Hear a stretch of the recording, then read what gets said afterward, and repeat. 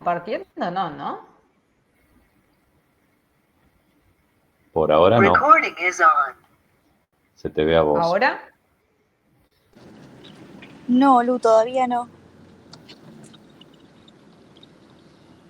Ahí me pone que está compartiendo. Ahora ¿Intentas sí. de nuevo? Ahí va. Ahí sí. Ahí va, ahí Ay, lo va. acabo de sacar. Ahí sí. Hay que darle tiempo. Bueno, avísenme cuando no sabemos cuál es el sistema. No pasa nada.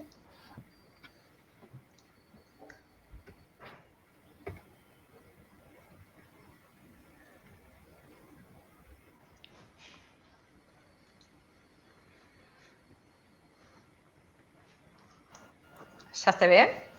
Ahí, perfecto, Lu. Sí. Perfecto. Bueno.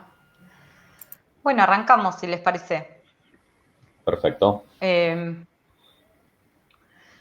Bueno, nosotros hoy teníamos intenciones de presentar un poco cómo funciona el sistema de promoción y protección de derechos, pero queríamos hacer hincapié, digamos, en todas las instituciones, las organizaciones, en todos los actores que forman parte de la red de corresponsabilidad. Porque, digamos, hay siempre como una tendencia a presentar la institucionalidad propia de lo que propone la ley, pero claro, siempre nos quedamos como sin presentar las herramientas de lo que, nada, de lo que en realidad, de los que estamos, digamos, en territorio y esas cosas. Así que pensamos en esto.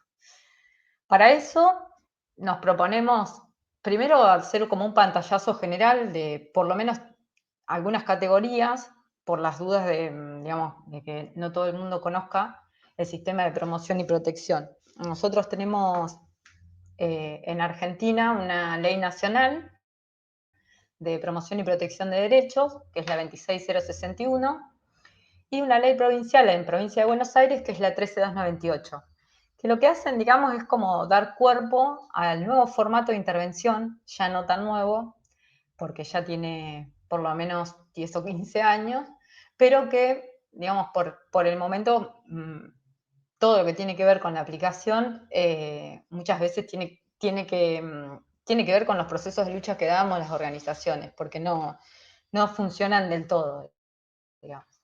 Y bueno, estas leyes están construidas primero, digamos, como tomando conceptos de lo que propone la Convención Internacional de los Derechos del Niño, pero no podemos dejar de mencionar que en realidad son leyes que surgen a partir de proyectos de lucha que dieron varias organizaciones que durante el funcionamiento del patronato ya empezaban a formar hogares que eran como una alternativa a la propuesta institucional del Estado, digamos. No sé si todos conocen, pero durante 100 años en Argentina funcionó la ley de patronato, que digamos tenía como un formato bastante complejo para la vida de los chicos y de sus familias, porque tenía una tendencia a institucionalizar cualquier situación problemática. Estas institucionalizaciones duraban hasta por lo menos los 18 años y no se buscaban demasiadas alternativas, digamos. Y además eran muy verticalistas porque la institución que regulaba todo lo que tiene que ver con la, con la puesta en marcha de estrategias de intervención, pasaban por los juzgados de menores. Entonces tomaba decisiones el juez de menores, acompañado por su cuerpo técnico, su equipo técnico. Bueno, tenían, digamos, como otra mirada de los chicos, los pensaban como objeto de intervención, ¿no? Estas leyes, digamos, surgen a partir de un proceso de lucha que por lo menos involucra al Movimiento Nacional de los Chicos del Pueblo, que son, digamos que es una coordinadora de organizaciones sociales a nivel nacional que trabajan con niños y niñas y que se nuclean en la CTA. Y durante los 90, la verdad es que dieron como un proceso de lucha muy, muy importante, que incluso tuvo experiencias increíbles, como son las leyes nacionales, las marchas nacionales por los derechos de la niñez, una de Misiones a Plaza de Mayo y otra de La Quiaca a Plaza de Mayo. La verdad que muy impresionante. Bueno, entre esas organizaciones nosotros tenemos algunas acá en La Plata, una de ellas es La Hora de Cajade, está Pelota de Trapo en Avellaneda, son un montón, pero no queríamos dejar de mencionarlo porque la verdad es que nosotros contemos hoy con estas herramientas, aunque no funcionen, digamos, del todo bien, en realidad tienen que ver con el resultado de un proceso de lucha histórico que han dado un montón de compañeros y compañeras. Bueno, estas leyes, la 26061 y la 13298, básicamente plantean, digamos, están construidas a partir de principios, los principios rectores de la legislación. Después de la sanción de la ley 26061, que es la nacional, después las provincias fueron adecuando su normativa de acuerdo a esta ley. Así que nosotros, que tenemos la 13298, tenemos estos principios. El primero es que los chicos y las chicas y los chiques son sujetos de derecho. Y esto cambia absolutamente todo en relación con lo que explicaba el patronato. Antes eran objeto de intervención, no eran consultados directamente a alguien que capaz los entrevistaba un ratito o a veces ni siquiera los conocía, tomaba decisiones por ellos y no formaban parte de las, digamos, de las estrategias.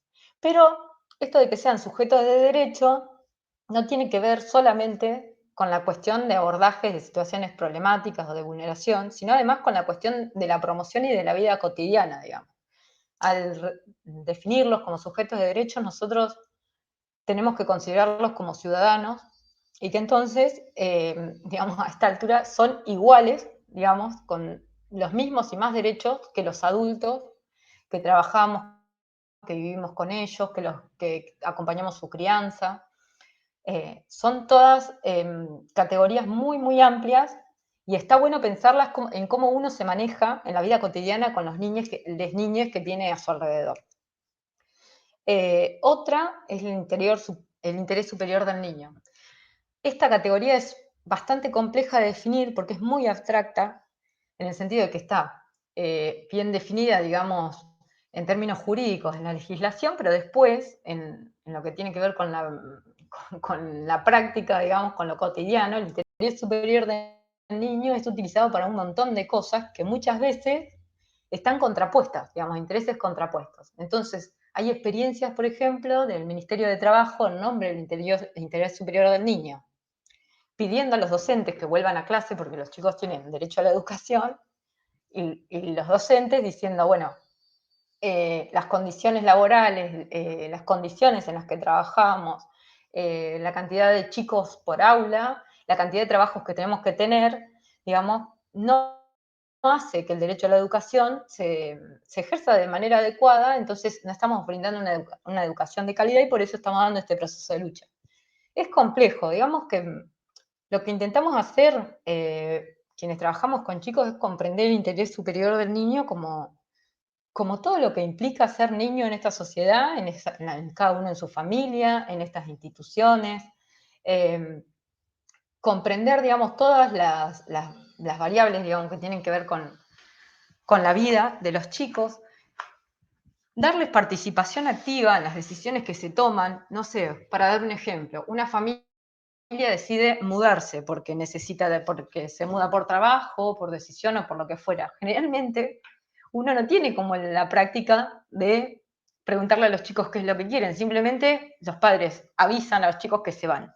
Bueno, por el interés superior del niño, porque son sujetos de derecho y demás, debemos contemplar todas sus necesidades, todas sus propuestas, darles autonomía, como todo eso es el interés superior del niño. Otro principio es el derecho a ser oído, que este es muy, muy importante, no menos importante que los otros, ¿no? Pero que cambia radicalmente la forma en que el Estado y la sociedad debe tratar a los chicos, porque pasan de ser objeto de derecho a sujeto de derecho y esto implica que deben ser escuchados debidamente. Formalmente lo que nos suele pasar es que por el derecho a ser oído, un juez, una institución como un servicio local, para dar un ejemplo, una escuela, una organización social incluso, escucha a los chicos en una entrevista y dice, bueno, listo, ya lo escuché. Y para nosotros el derecho a ser oído nos interpela por ese lado y también por otros, porque nosotros creemos que para ser oído debidamente, los chicos, las chicas, les chiques, tienen que, digamos, como todo el mundo, tener un proceso de escucha que sea continuo, que sea sostenido en el tiempo, que genere confianza, que quite, digamos, todas las preocupaciones que los chicos pueden llevar a las entrevistas, e incluso en nuestra vida cotidiana, digamos, no subestimar lo que los chicos nos dicen en nuestras casas, nuestros familiares y demás. Todos estos principios, digamos, en realidad vienen a proponer como un cambio cultural a nivel social. Les dan una participación activa a los chicos y desafía el adultocentrismo. Entonces, todos tenemos que adecuarnos y, de alguna manera, quienes intentamos adecuarnos, interpelar a quienes vemos que todavía no. Otro principio es el de autonomía, que tiene que ver con todos los anteriores, digamos. La posibilidad de desarrollar la vida de manera digna, de tomar decisiones propias, de acompañar estos proyectos que los chicos definen, digamos, en realidad es de dejar de ejercer el adultocentrismo y empezar a pensarnos como acompañantes de una vida y de un proyecto de vida que es propio y que hay que respetar, digamos, porque los chicos tienen, digamos, los mismos derechos que nosotros. Después está la integralidad de los abordajes, que en realidad tiene que ver con dos cosas. Por un lado, con el principio de corresponsabilidad, porque, digamos, contempla que todos los actores que son referentes institucionales de los chicos tienen que formar parte de las estrategias de abordaje que se armen para intervenir en situaciones problemáticas. Pero a la vez, estas instituciones tienen que tener interdisciplina. Entonces, ampliar el espectro, ampliar la mirada sobre la situación problemática implica, digamos, por un lado, trabajar todos los que lo conocemos o la conocemos y, además, contemplar las miradas de varias profesiones. Algo que me quedó sin decir del derecho a ser oído, además de esto de que los chicos tienen que ser debidamente escuchados, es que a veces escuchar a los chicos es escuchar a sus referentes afectivos también, contemplar lo que dice la gente que los conoce, que los quiere, y esto puede ser un familiar, una organización, un club, cualquier persona que sea referente afectivo. Nos permite ampliar la mirada sobre la situación y además acceder a información que nos vamos a tener escuchándolo mano a mano solo nosotros. El de no discriminación implica concretamente que todos los chicos tienen los mismos derechos. El de progresividad es en realidad que el compromiso que asume el Estado sobre la normativa de niñez solo puede progresar y nunca puede marchar hacia atrás. Por ejemplo, si el Estado dice, un ejemplo re claro de esto es la cuestión de la baja de la edad de punibilidad. Si el Estado estableció que a partir de los 16 años los chicos, digamos, que cometen delitos, digamos, que están en conflicto con la ley, pueden ser juzgados por los juzgados de responsabilidad penal juvenil, dar marcha atrás y bajar la edad de punibilidad, lo que hace es regresar, o sea, es una actitud regresiva por parte del Estado. Y el Estado se compromete en las leyes nacionales y en las provinciales a no dar marcha atrás. No sé, un ejemplo de una situación que abordamos hace un tiempo en el programa de niñez donde trabajamos hay un programa que se llama CETAI, que pertenece al organismo provincial de niñez.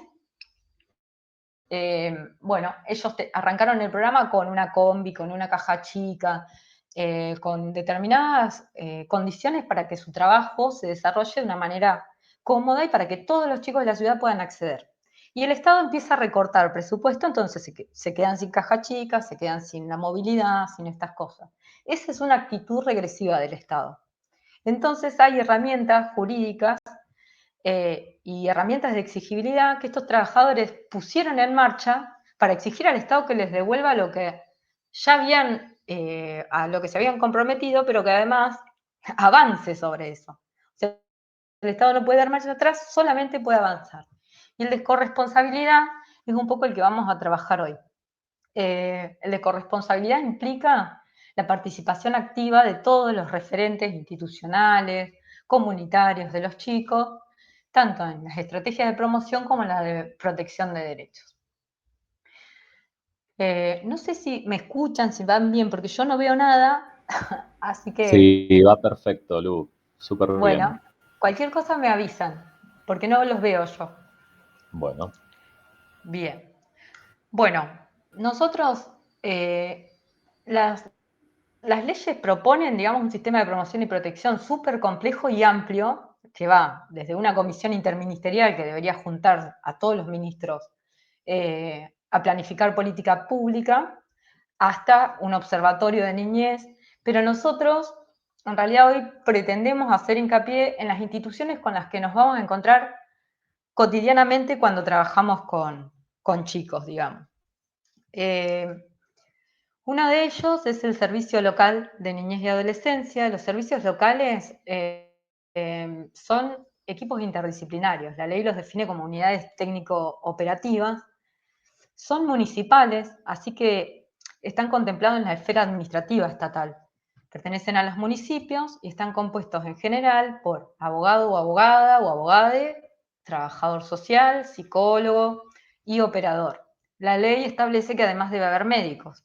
En La Plata no tenemos esa experiencia, no tenemos médicos en los servicios locales, pero lo que se suele hacer es interactuar, digamos, con las unidades sanitarias, con efectores de salud, cuando es necesario.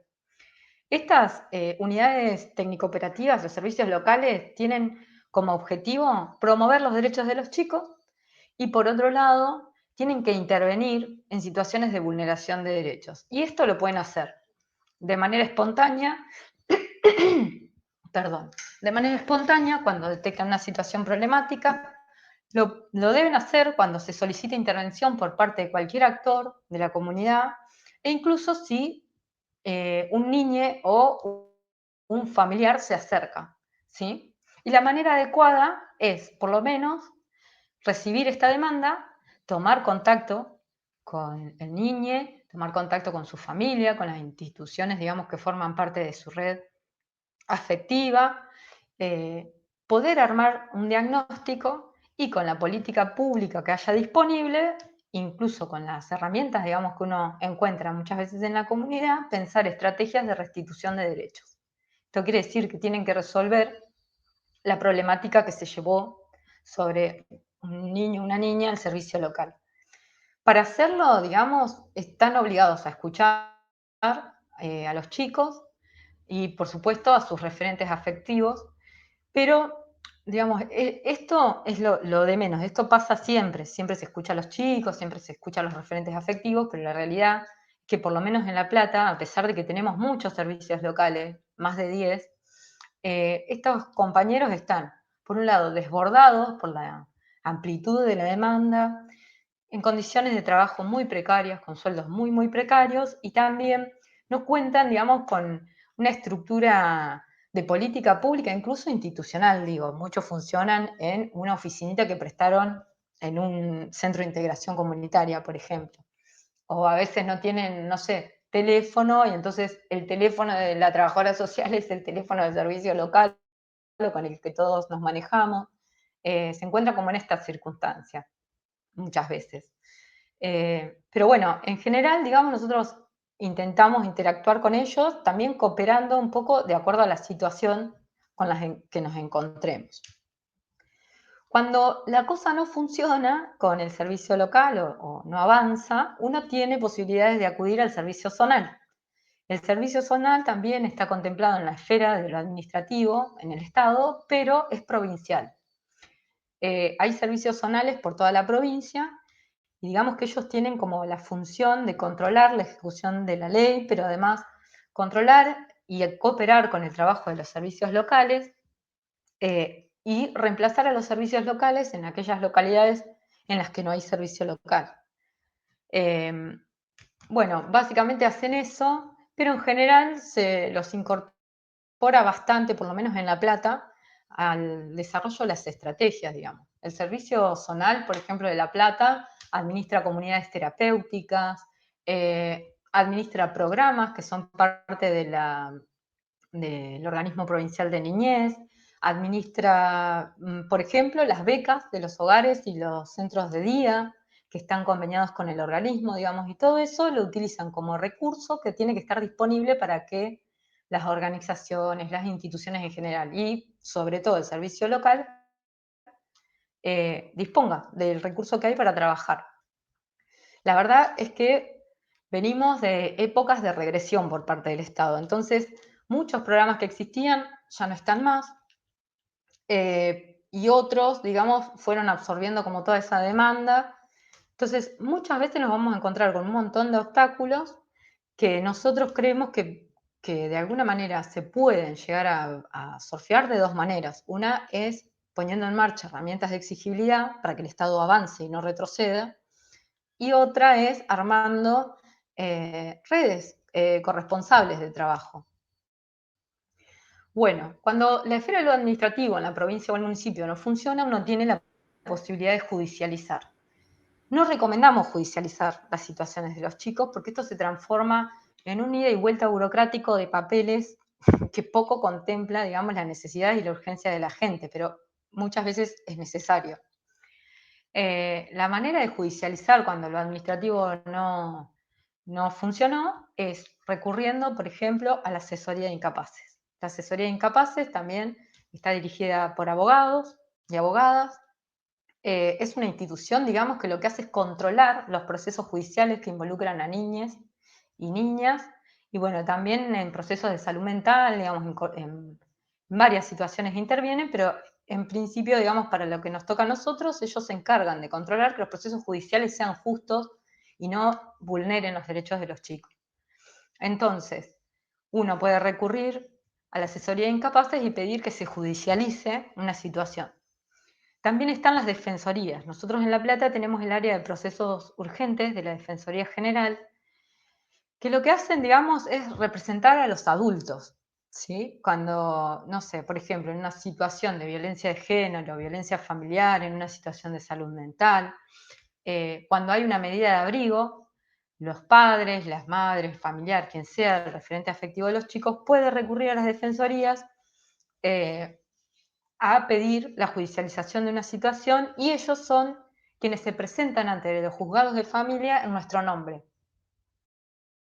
Ahí es re importante acompañar esos procesos porque la verdad es que también hay como siempre una perspectiva muy de un derecho duro, digamos. Entonces hay que estar para que no se revictimice, pero también hay un gran desborde de situaciones problemáticas, entonces la presencia permanente de nuestro acompañamiento a estas familias lo que hace es que se mantengan activas las causas, digamos, que se notifique al defensor rápido. La gente que va sola a las defensorías y que tiene que interactuar con la justicia sola encuentra un montón de obstáculos más que quienes van acompañados. Y bueno, y los juzgados de familia creo que más o menos se imaginarán, pero son también, están a cargo de un juez o una jueza de familia, cuentan con equipos interdisciplinarios que son el cuerpo técnico y digamos que en niñez están como para ordenar aquello que no se pudo hacer a través de lo administrativo, el servicio local y el servicio zonal, ¿no? Y también tienen la obligación de escuchar a los chicos, de escuchar a los familiares y de tomar decisiones contemplando a todos los actores, a toda la red de corresponsabilidad. Es bastante común que no se nos dé lugar a quienes no somos del servicio local o del servicio zonal en las causas judiciales, ¿no? Si se tiene que presentar con un abogado, bueno, la realidad es que no, que eso no es así. Así que tenemos que estar muy preparados para batallar. Pero recomendamos intentar siempre las vías administrativas para evitarnos toda esta parte que es muy burocrática y que la verdad en algunas situaciones perjudica más de lo que favorece. En otras no. Bien. Y yendo más al punto de lo que nos interesa, digamos, nosotros queríamos hacer como un breve planteo de la institucionalidad del sistema, pero nos interesa como hablar más de lo que hacemos las organizaciones sociales que trabajamos con chicos, ¿no? Las organizaciones sociales no necesariamente un centro de día, un hogar, sino una copa de leche, un comedor comunitario, un club, puede ser también cualquier persona que trabaje con chicos, opera en por lo menos dos sentidos, digamos. Por un lado, desarrollan intervenciones en situaciones problemáticas en el marco de este principio de corresponsabilidad que mencionábamos hoy. O sea, activamente toman partido en las situaciones de vulneración de derechos. Y por otro lado, lo que hacen es elaboran y ponen en marcha herramientas de exigibilidad. Nosotros llamamos herramientas de exigibilidad a los procesos de lucha. Por estas herramientas de exigibilidad, por estos procesos de lucha, hoy podemos hablar de las leyes que tenemos. Lo repito porque la verdad es que es bastante desgastante, digamos, estar trabajando con los chicos, acompañando a la familia, acompañando el proceso educativo, acompañando el proceso de salud y además tener que elaborar un proceso de lucha. Pero es súper necesario y la verdad es que ha tenido buenos resultados y hoy por hoy nosotros tenemos un montón de herramientas de lucha en marcha. No sé, el reencuentro del movimiento de los chicos del pueblo. En 2018 se hizo en La Plata la última marcha, se hicieron 2 marchas, en 2017 y 2018, de la asamblea El hambre es un crimen. Digamos que lo que ha hecho ha sido permitirnos organizarnos a las organizaciones sociales locales, digamos, y de la zona, para exigir al Estado lo que necesita cada territorio también, porque era, digamos, el abanico de demanda era amplísimo. Una cosa era lo que pasaba en el Rincón, otra lo que pasa en el Retiro, otra lo que pasa en Varela, digamos. Entonces pudimos elaborar un diagnóstico situacional de la niñez en nuestra zona y llevarlo a las instituciones del Estado. Nos recibieron, el Organismo Provincial de Niñez nos recibió, la municipalidad no, bueno, entre otras cosas, y pudimos, digamos, como dejar un diagnóstico que no ha tenido como demasiada respuesta, pero sí por lo menos dejar un diagnóstico de lo que estamos viendo nosotros. Y eso es digamos, es una cosa bastante valiosa porque nos permite a todos nosotros también, por un lado, no sentirnos solos y por el otro, tener en cuenta, digamos, que mi lucha es la misma lucha que la de todos los que laburamos con chicos. Bien. Respecto a los modos de intervención de las organizaciones, de los clubes, de todas las herramientas, digamos, comunitarias que fuimos elaborando y desarrollamos en la comunidad, nosotros pensamos que hay dos formas de intervenir. Un poco es lo que explicaba anteriormente, en lo macro, organizando procesos de lucha para exigir al Estado la aplicación efectiva de las leyes de niñez y adolescencia. Nosotros exigimos además asistencia económica, material, de salud, de educación, digamos, estamos atentos a los derechos que el Estado vulnera y exigimos al Estado que resuelva este problema, que avance y que no sea regresivo. Y desde hace unos años venimos, digamos, dando una batalla en la Nación, en el Poder Legislativo, para que reconozcan a las y los educadores comunitarios como trabajadores sociocomunitarios.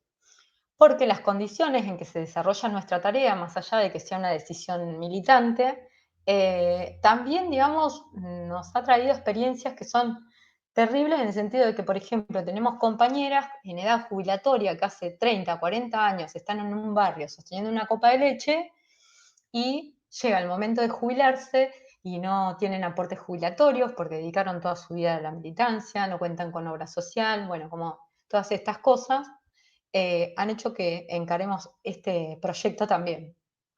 Y en lo micro, es un poco lo que contaba, las organizaciones sociales tenemos la capacidad de estar presentes en la cotidianeidad, en la vida, todos los días de los chicos y de sus familias, digamos, construimos referencia.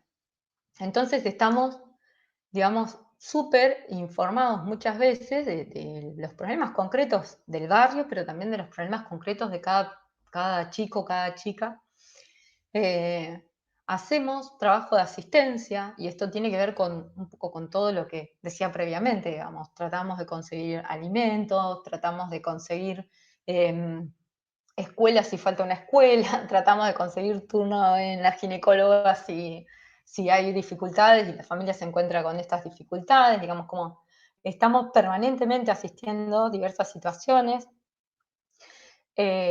Hacemos estos acompañamientos, pero además intervenimos en estas situaciones y lo hacemos construyendo redes territoriales con otros actores barriales. Y estos actores son instituciones como puede ser una unidad sanitaria, como puede ser la psicóloga que funciona en el Centro de Acceso a la Justicia, no sé, de mil maneras, con el club, con el programa Envión, incluso con otros centros de día.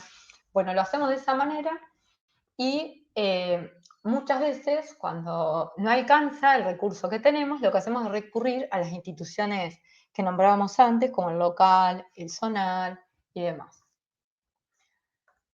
Bien. En este trabajo de construir red y de interactuar con las instituciones formales del sistema de promoción y protección, nosotros desarrollamos y encontramos muchas dificultades, ¿sí?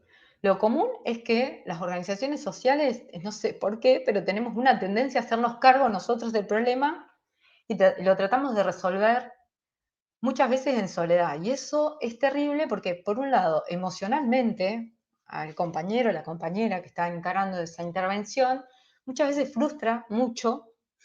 Y por otro lado, es que no contamos con la estructura que sí cuenta el Estado para encarar todo. Entonces, nosotros podemos como abordar una parte del problema, digamos, como focalizar los abordajes, focalizar una parte de un abordaje, recortar, digamos. Pero tenemos una tendencia a encargarnos de todo. Entonces, esto sí es una dificultad importante porque las organizaciones sociales no utilizamos frecuentemente las instituciones del sistema de promoción y protección de derechos. Digo, el local, el zonal, ni hablar de judicializar. Intentamos, o sea, todo para no llegar a un juzgado. Y todo esto genera un poco lo que venía diciendo, que, bueno, que no se nos contemple, por ejemplo, para resolver problemáticas que llegan a esas instituciones por otro lado. Estas decisiones, digamos, que tomamos las organizaciones no tienen que ver con que nos sentimos omnipotentes, sino también con el fracaso de otras cosas. Cuando sí pedimos intervención porque nos desborda una situación y no la podemos resolver, nosotros recurrimos a los servicios locales o a los zonales y nos encontramos con muchos problemas. Uno de ellos, por ejemplo, es que todo el tiempo los servicios locales están cambiando el personal, entonces por la precarización, por las condiciones laborales, por la demanda excesiva, digamos, que reciben, estos trabajadores deciden irse, digamos, y llega alguien nuevo. Entonces muchas veces estamos trabajando una situación problemática de un niño en una familia, la trabajamos con un equipo, volvemos al mes, hay otro equipo y hay que otra vez arrancar de cero. Por otro lado, digamos, la comunicación no es muy fluida, muchas veces nos encontramos con problemas que tienen que ver más con las personas que con la forma de estructura que tiene el sistema, la estructura digo en términos de institucionalidad.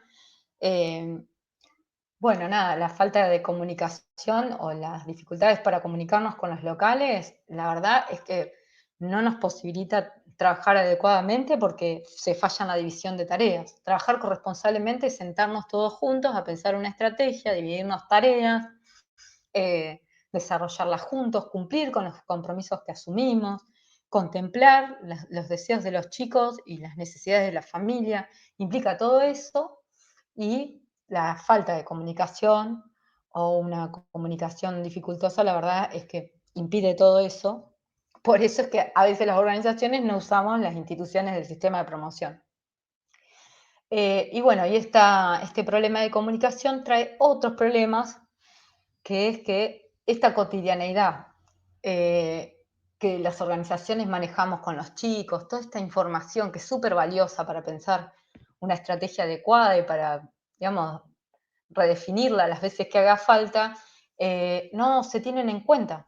Si no se tiene en cuenta a las personas que trabajan con los chicos o que son referentes afectivos, lo que termina pasando es que falta una parte de la información con la que el servicio local, que es quien va a tomar las decisiones, no va a contar. Entonces hay que tratar, digamos, de trabajar siempre de manera corresponsable. Ni hablar con el Poder Judicial, ahí directamente tenemos muchos más obstáculos, pero en general pasan por estos factores, digamos, las dificultades. Entonces tenemos nosotros como tips,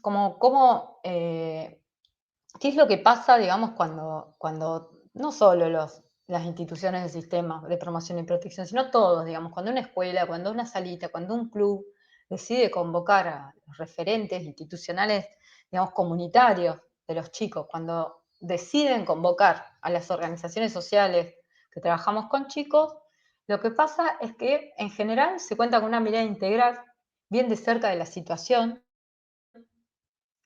Se promueve el acercamiento de los chicos y sus familias a los efectores del sistema de promoción y protección, y también, digamos, eso genera que no tenga que haber siempre intermediarios, ¿no? Acompañar la construcción de una nueva referencia de esta familia con la institución que debe darle una respuesta. Se abre la posibilidad de encontrarnos todos, digamos, como clase trabajadora, como clase popular, para elaborar procesos de lucha juntos, digamos. Si estamos marchando porque los hogares y los centros de día no cobran las becas, podemos incorporar los reclamos de los trabajadores de niñez a este proceso de lucha, o viceversa. Bueno, esto es una posibilidad, digamos, de cuando se trabaja con las organizaciones. Se desarrollan intervenciones integrales de verdad, digamos, si se trabaja de manera adecuada y con una comunicación fluida, porque existe la posibilidad de no reventar el servicio local y de dividirnos las tareas y de que todos hagamos un pedacito de todo lo que hay que hacer. Y lo más importante para todos nosotros es que cuando esto pasa, nadie, absolutamente nadie, se encuentra solo, que es muy doloroso, digamos, para quienes trabajamos en niñez. Cuando te encontrás solo con una situación, se genera mucha frustración, mucho dolor, y además no se interviene de manera eficaz. Así que, más o menos, esto brevemente es lo que queríamos proponer, digamos, o por lo menos contarles de lo que nosotros conocemos. La pregunta ahora es cómo dejo de compartir pantalla. Acá. Ahí creo que dejaste. Buenísimo, ¿Sí? Lu. No sé si se entendió todo, si tienen preguntas.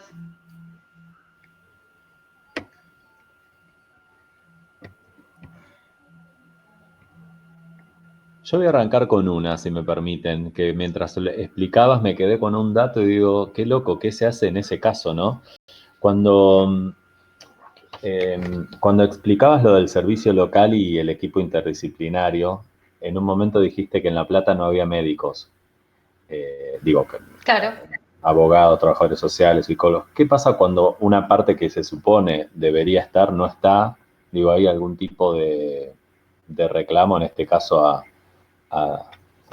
al servicio local, o uno ya directamente pasa al zonal, por ejemplo, o escala para encontrar ayuda en otro ambiente?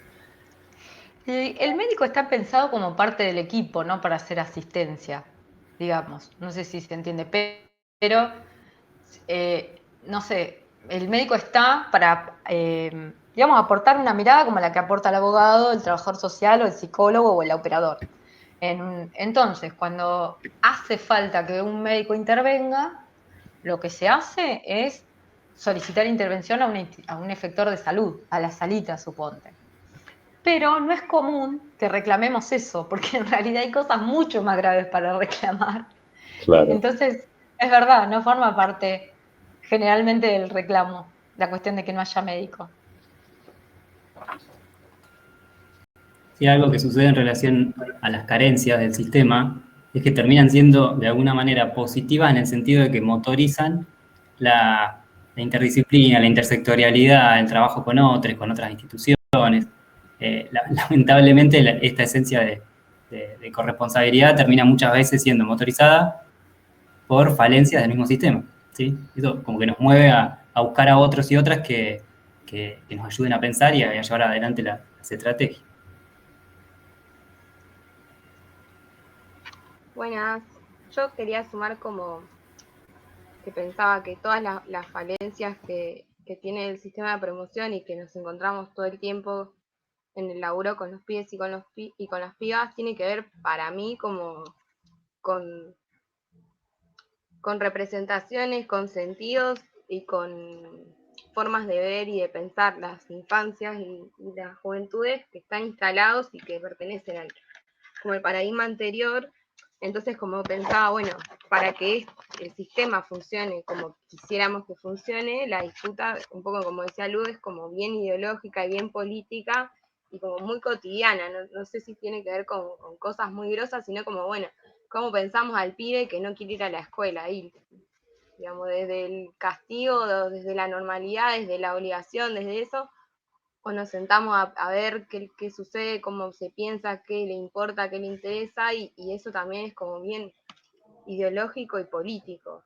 Creo que si desde lo más chiquito estamos pensando en, o teniendo concepciones de las niñas que no pertenecen a este sistema, es como exigir que funcione o que se actúe en correspondencia, es como nada, pienso que eso, que tiene que ver como con disputas ideológicas y políticas que tenemos que dar como bien cotidianas. Es que sí, el adultocentrismo es un problema gigante, por un lado institucionalmente hablando y por el otro cotidianamente hablando, digamos. Nuestras prácticas son adultocéntricas, en nuestras casas, con nuestros hijos, con nuestros sobrinos. Por eso digo que este paradigma propone un cambio cultural que hay que militar activamente en todos los espacios de nuestras vidas. Pero incluso militarnos a nosotros mismos, porque incluso quienes pensamos esto y acordamos esto y lo hacemos de hace un montón de tiempo, muchas veces desarrollamos prácticas adultocéntricas. Y cuesta un montón desnaturalizar, identificar, digamos, como todo esto. Totalmente de acuerdo, a ver.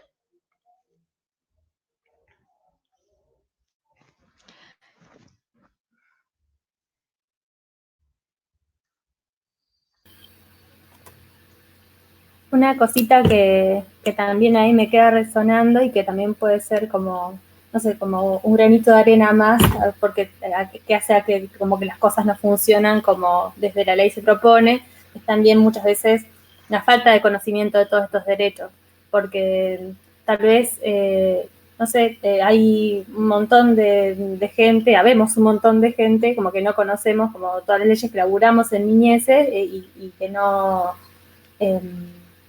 ¿cómo se llama? No sabemos como todos estos como derechos y las cosas que se han ganado y que se pueden reclamar, digamos. Entonces eso también, el no conocimiento como de tanto los derechos como de la historia y de todas las disputas, también hace retroceso. Entonces, como pienso ahí la importancia de la información, ¿no? Y de la formación, digamos, de la socialización, como de todas estas luchas, de la sistematización, todas esas luchas que tampoco están como todas juntitas, digamos, para decir, bueno, acá como en la ley de trabajo sociocomunitario, se presentó en tal lugar, tal lugar, tal lugar, no sé, y como ahí también se pierde un montón de capital y te corren por izquierda cuando no tenés todo eso ahí, como, ¿no?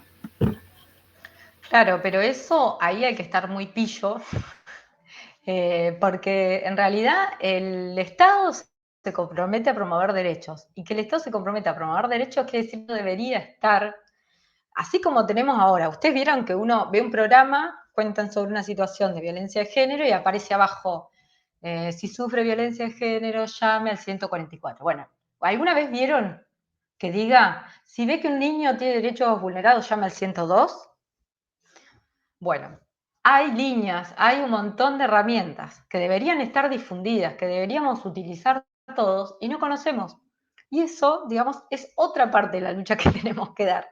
El problema es que la lucha es muy amplia y que la agenda, la verdad es que vamos un poco corriendo atrás de la agenda, de lo que podemos y de lo que tenemos más urgente, ¿no? Si las familias en pandemia no pueden laburar y no tienen para comer, entre exigir la promoción de los derechos y la asistencia alimentaria, uno prioriza, porque la verdad es que el abanico de cosas para hacer desde la lucha es enorme. Entonces, lamentablemente la agenda nos la va imponiendo como la cotidianidad, el día a día, la urgencia, el Estado, ¿no? Como, pero sí es verdad que es un mundo paralelo, digamos, el de la niñez. Cuando uno vuelve a leer la ley, es re loco porque quienes trabajamos en niñez, leímos la ley 500 veces, pero cada vez que volvemos, nos indignamos y ¿no? Entonces, como para mí el desafío es pensar alternativas, ¿viste? Tener la capacidad de pensar políticas públicas, llevarlas como propuesta en el marco de estos procesos de lucha, como esto. Pero bueno,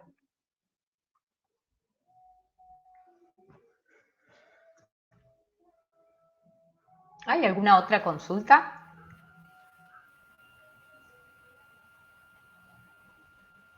Si no, yo quería hacer como una mínima intervención, así como un poco más práctica, pero que no estén agotadas, sobre uno de los temas de los que habló Luque, que a mí es como de los que más me interesa y más me da vueltas en la cabeza y lo repienso mucho en la profesión, que es el derecho a ser oído de los pibes. Porque, por ejemplo, la ley establece que el juez tiene que escuchar al menos una vez al niño, al adolescente en el transcurso de un proceso, pero nunca se establece cómo, con qué herramientas contamos para hacerlo, qué significa escuchar a un pibe, ¿sí? ¿No? Nosotros desde otros lugares, ¿qué debemos exigir que se escuche? ¿Qué es cómo pensar esa escucha? Y en ese sentido, por ahí a mí me gusta pensar esta cuestión de la escucha, más que como el derecho a escucharlo, es como el derecho a escuchar el deseo del pibe, porque muchas veces lo que el pibe desea no es lo que el pibe puede decir o lo que el pibe dice, o lo que el pibe va a manifestar, mucho menos en una audiencia, por ejemplo, en un juzgado, en un lugar tan ajeno y tan violento en muchas ocasiones para él, o en una oficina de un servicio local, por ejemplo. Y en ese sentido yo pensaba como algunos tips así para pensar a la hora de entrevistar a un adolescente, por ejemplo. Entonces pensaba como cuestión fundamental, si se puede entrevistarlo o encontrarnos con él o con ella, junto con otros compañeros o compañeras, ¿sí? Siempre la compañía de otro, la escucha de otro, va a contribuir a que sea mucho más rica la mirada, la posibilidad de escucha, la posibilidad de interpretación también y de armar algo con ese pibe o con esa piba. Después pensaba que es fundamental arrancar el encuentro, sobre todo si no lo conocemos o no la conocemos, presentándonos, diciendo quiénes somos, ¿sí? Mostrándonos de la manera más auténtica posible. Acuérdense lo que contaba Mari en la clase pasada, esto de se le nota que no quiere estar ahí. Bueno, que se note que tenemos ganas de saber, que tenemos ganas de ayudarle, de acompañarle, de hacer algo con lo que está pasando. Hablar concreto, hablar con palabras fáciles, no rebuscarnos, ¿sí? Fundamental generar un clima de confianza, ¿sí? Quizás la escucha no va a aparecer en el primer encuentro con el pibe, en el segundo, en el tercero, pero el proceso va a decantar en que en algún momento el pibe pueda manifestarnos o podamos interpretar alguna cuestión que tenga que ver más con el deseo que con las propias palabras del pibe. Después también como recursos, o sea, lo que el pibe desea, lo que el pibe puede manifestar, no solo aparece en palabras, ¿sí? Tenemos miles de recursos, desde el juego, el dibujo, los encuentros informales también, en espacios más cotidianos, quizá donde pueda aparecer cuestiones más cercanas que permitan poder aflorar un poco algo de del deseo.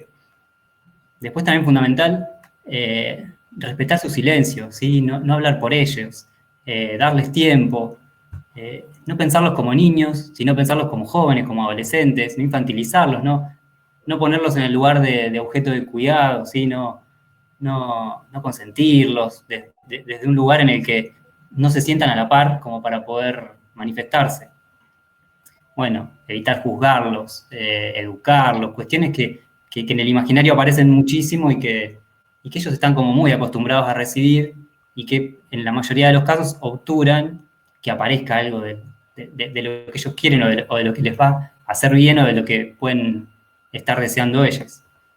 Después, bueno, como decía Lu, trabajar con referentes afectivos, eso es fundamental. Siempre hay gente que también puede hablar por ese pibe y que nos puede ayudar, sea a generar un clima de confianza o a tener un poco más de información de qué es lo que está pasando ahí. Y después para mí lo que es fundamental es hacerles sentir parte de la estrategia, ¿sí? Que no sientan que los entrevistamos o las entrevistamos para tener algo de información y hacer algo con eso, sino para pensar con ellos qué se puede hacer con eso que les está pasando, ¿sí? Que ellos realmente sientan que son parte de la estrategia y de lo que se pueda llegar a resolver en relación a lo que les pasa.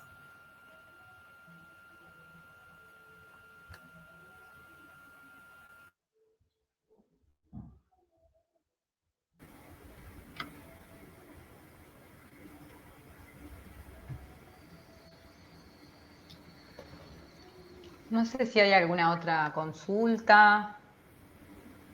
Lu, yo quería preguntar, que nunca me quedó muy claro, ¿cuál es el rol o qué tareas hacen o deberían hacer los operadores del estos servicios. Bien.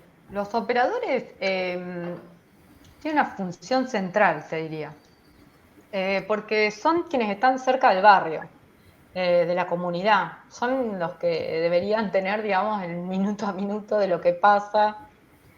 Pero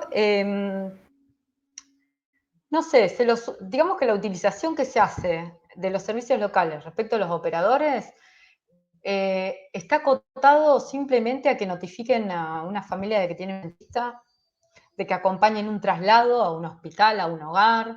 Es muy común que nos encontremos con operadores que nos dicen, yo no lo puedo tocar, como si fuera a violar derechos, no sé, en el minuto en que se acercan al chico.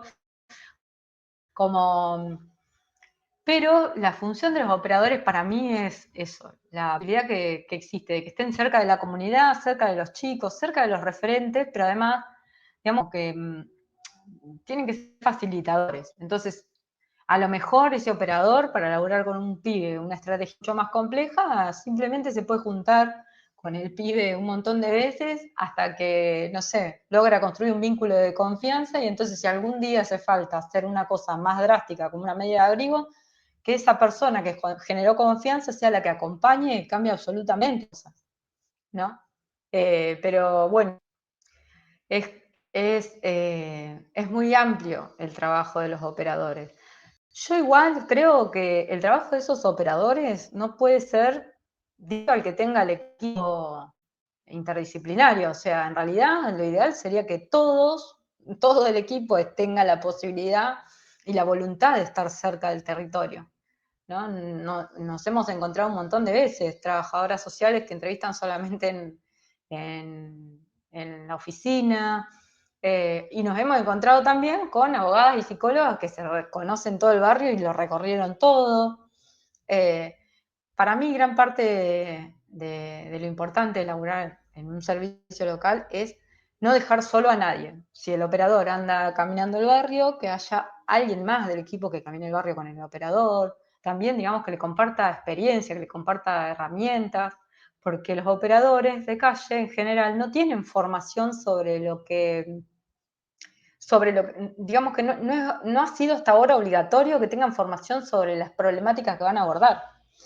En la gestión anterior sí ha habido cursos de formación de un equipo de operadores que tiene el Organismo Provincial de Niñez que han ido recorriendo los municipios, digamos. Pero estos procesos de formación son como la charla de hoy, como la clase de hoy, digamos, son una sola vez. Entonces, en el cotidiano te faltan herramientas. Por eso para mí es muy importante que el equipo labure en equipo. O sea, más allá de lo que tenga, la función que tenga cada uno en concreto, el armado de la estrategia, si el operador conoce al PIB, no puede no formar parte de las decisiones que se van a tomar.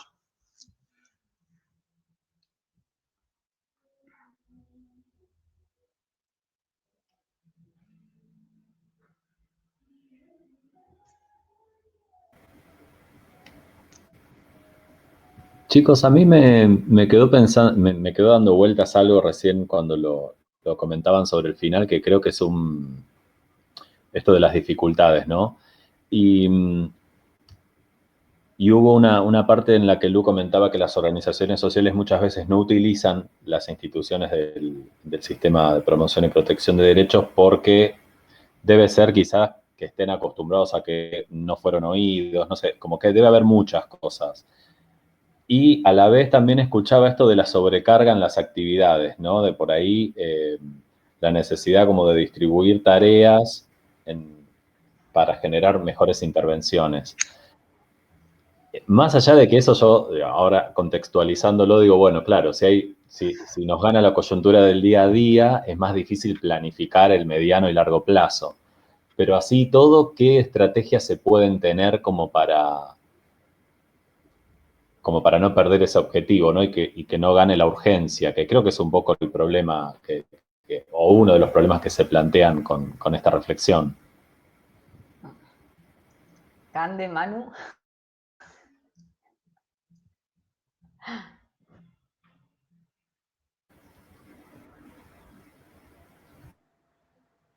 Ahí creo que es importante como esta participación en las mesas barriales o las articulaciones institucionales entre las organizaciones sociales, las instituciones, como el reconocimiento del territorio. Me parece que es como fundamental para poder generar esos lazos de confianza, desde los sujetos hasta las articulaciones políticas e institucionales que se pueden llegar a hacer para garantizar esos derechos vulnerados. Tal cual, sí. Eso es, digamos que hemos ido aprendiendo en el camino, no es que hay una manera de hacer las cosas, pero la verdad es que eh, una es que nos hemos encontrado en situaciones en las que no ha quedado otra que salir, y entonces la coyuntura es la que te impone, digamos, de alguna manera la elaboración de un proceso de lucha conjunto, pero también lo que ha pasado por eso es que ahora contamos más, nos contamos entre nosotros y ya no, nada, dejamos como de caminar en soledad. Digamos, son experiencias que van y vienen, no es que son un camino unilateral. Eso por un lado. Y por el otro, la verdad es que es muy difícil. No hay una manera. La verdad es que, bueno, sobre todo me parece que la pandemia nos ha enseñado un montón sobre esto. Digamos, con una coyuntura tan compleja, todos tuvimos que replantearnos cómo vamos a hacer las cosas, con quiénes nos vamos a organizar. Entonces lo que apareció también mucho es la solidaridad entre las organizaciones. Como, no sé, nosotros recibimos tantas bolsas de mercadería y tal no recibe, bueno, distribuimos, o si pedimos recursos para uno, la pedimos para todos, no sé cómo.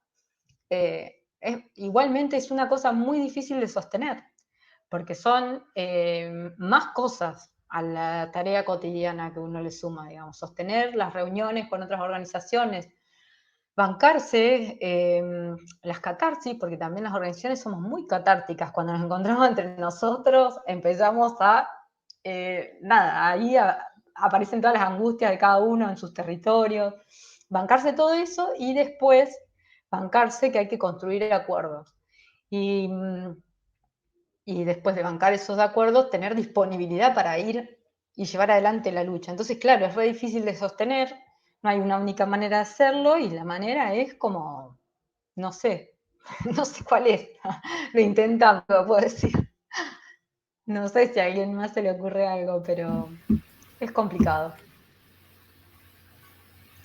Sí, pienso en cómo como esta precarización, ¿no?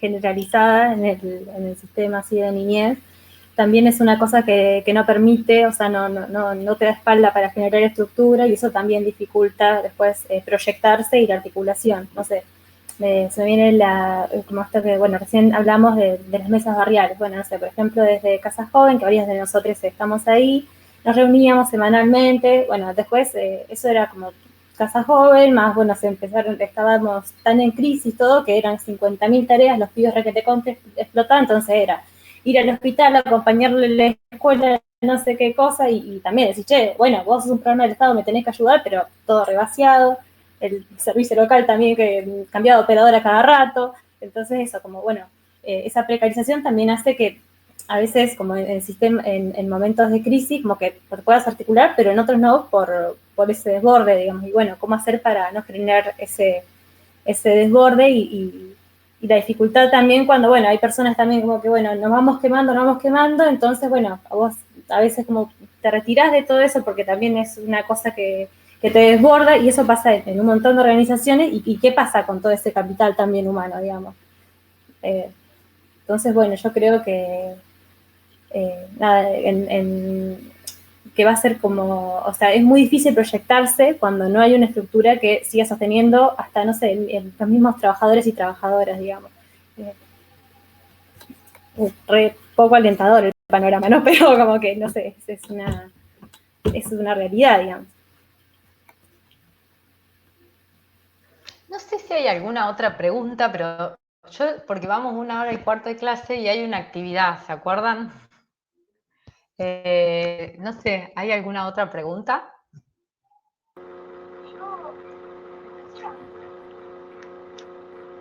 Sí, más cerquita el micrófono, parece. No tengo idea si hay que pegar el micrófono. Bueno, hay que se me escucha bajito. Sí, sí, te escuchamos. A mí algo que me queda pensando, ¿no? También en relación a la clase de Márquez, lo que, o sea, lo que significa la escuela, ¿no? En la vida en las niñeces, digamos, y en las juventudes, ¿no? Más que nada esto, ¿no? Primero el reconocer el derecho a la educación, el acceso, ¿no? A la educación y también lo que significa tantos años, ¿no? Y creo que el año pasado, en Trabajo Social 4, como que debatíamos mucho, ¿no? En lugar de la escuela, también el deseo de los pibes, de estar en la escuela, ¿no? O no. Y también lo que significa la escuela como un lugar de contención, ¿no? Para que se desplieguen la vida y el acompañamiento, ¿no? A tantos niños y jóvenes. Y pensaba, ¿no? Como el alcance, quizás, el mayor alcance que quizás la escuela tiene hacia los servicios locales, nacionales, no sé si es así, quizás, Sí, sí. pensaba eso, ¿no? Y cómo es como esa articulación quizás entre las organizaciones sociales con las escuelas, digamos, sabiendo lo que significa la convención, el lugar diario, ¿no? Para moverse y el lugar donde también las niñas y jóvenes tienen como sus referentes afectivos, ¿no? Que pueden ser adultos o pueden ser pares, ¿no? De ellos. Pero pensaba, ¿no? Como en esa articulación también constante de las organizaciones con la escuela, que puede ser como las llegadas a los servicios locales, zonales. No, la pregunta es, no sé cuál sería, pero es en relación como a esa red también que se puede construir, digamos, con las escuelas. Sí. Las escuelas son para nosotros aliados estratégicos y viceversa. Tratamos de construir alianzas y también como de armar estrategias que llevamos como propuestas a los servicios locales, digamos. No dejamos. La escuela conoce muchísimo a los pibes y a las familias siempre. Eso es así. Todo pasa en la escuela. Tienen la posibilidad de armar diagnósticos súper amplios, conocen las historias familiares, conocen, no sé, como no estamos pensando solamente en una casa con una familia, estamos pensando en una familia entera de primos, tíos, no sé qué, la escuela conoce todo eso, ¿no? Y conoce qué lugar corre cada pibe, y en general lo que hacen sí es convocarnos, armamos alianzas estratégicas, pensamos en intervenciones y vamos con la propuesta hecha al servicio local, digamos. Y ahí intentamos armar esta red de corresponsabilidad en conjunto. Claro, no es que todas las escuelas funcionan igual, como nos pasa con todas ni todas las organizaciones, ni todas las instituciones, pero en general son aliados estratégicos y súper fundamentales. O sea, convocar a la escuela es ideal, lo más importante. Porque además la escuela tiene la palabra del pibe de verdad. Digamos, la escuela está todos los días, construyó sin quererlo, capaz sin intención, el derecho a ser oído de verdad, digamos, un proceso de escucha sostenido en el tiempo. Entonces, es re importante.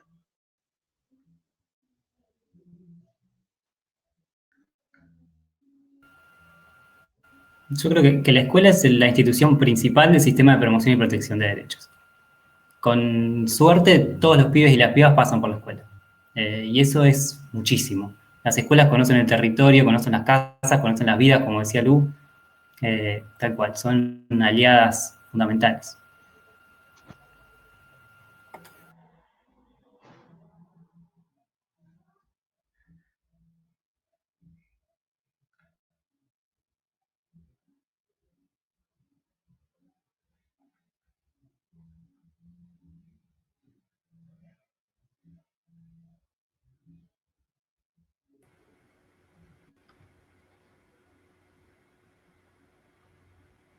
Bueno, ¿y qué pasó con Julián? Que empezó a tener problemas en la escuela, justamente, ¿no? Ah, Que sí, era tal parte del cual. ejercicio. ¿Quieren que vayamos ahí? Sí, sí. ¿Pudieron ver la situación que mandamos? ¿Todos pudieron pensar algo? A ver quién se anima a romper el hielo.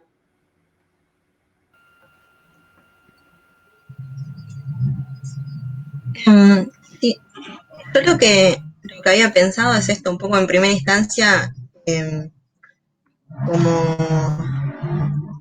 como me pasó la moto. Como desde la propia organización, un poco, o sea, primero sí, como coordinar con la escuela, pero sí como desde la propia organización, o sea, tratar de fortalecer como el espacio de pertenencia de Julián, como, como esto, es como que en la situación decía que tenía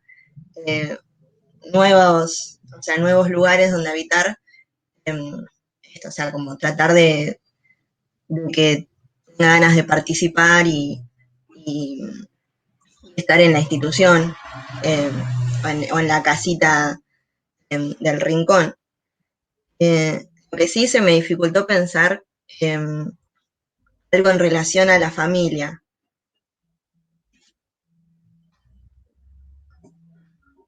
Bien.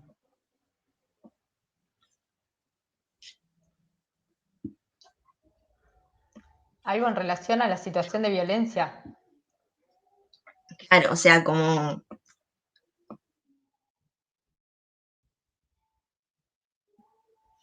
sí, como no sé si es como pertinente, tipo como que une vaya tipo a la casa y hola, si se aborda desde cómo abordar esa situación. Bien. A mí lo que se me ocurre por el caso propuesto es dos cosas. Una es que supuse yo en mi cabeza y que quizás hay algunas dificultades o falta de información en la redacción. Pero lo que pasa generalmente es que las organizaciones, además de ser referentes de los pibes, somos referentes de la familia. Entonces, llegar a la casa no es disruptivo si uno mantiene un vínculo continuo con la gente. De hecho, nosotros tomamos conocimiento en esta situación problemática, tomamos conocimiento de la situación de violencia, pero también estuvimos conversando con la mamá que se acercó a contarnos lo que está pasando con la escuela. Entonces, ¿por qué no preguntarle? Simplemente, digamos, como también preguntarle al pibe qué mirada tiene, ¿no?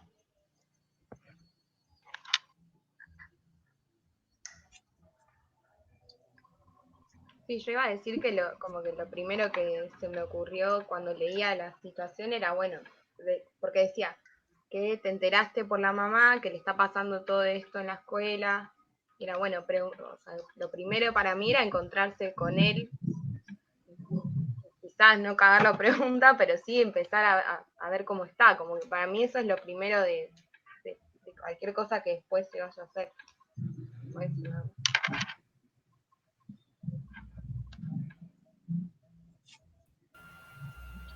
Sí, ¿no? Y en relación a lo que veníamos hablando en la clase, que las perspectivas que se mostraban en la tarea, no, en la situación problemática, en esas perspectivas no estaba la de Julián, y tipo, para ver desde dónde arrancar la intervención, me parece también importante saber qué es lo que le preocupa a Julián o cuál es el problema que Julián encuentra como más imperante, porque quizás nosotros vemos la violencia o vemos el consumo problemático o la escuela y hay que ver quizás qué encuentra Julián como problemático.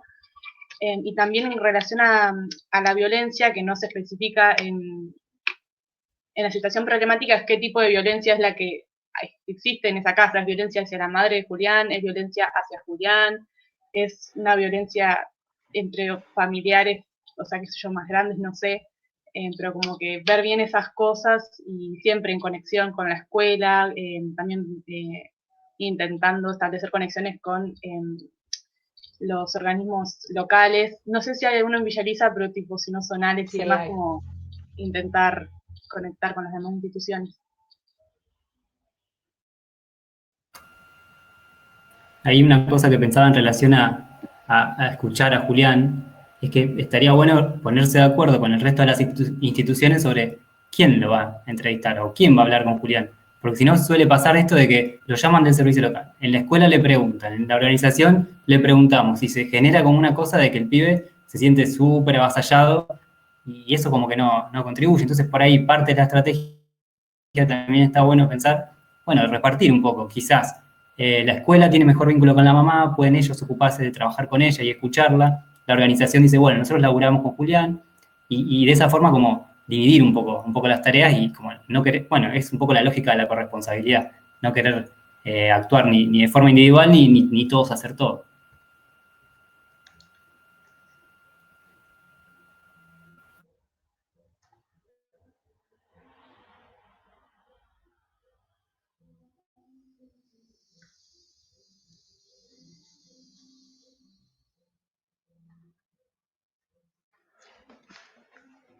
También lo que estaba pensando ahora sobre qué hacer con esta situación de violencia, una cosa común es que nos hagamos cargo de esa situación de violencia y la llevemos como si la fuéramos a resolver. Pero escuchar a la familia Julián, digamos que, supongamos que Julián lo identifica como un problema prioritario en el marco de todos los problemas que puede tener.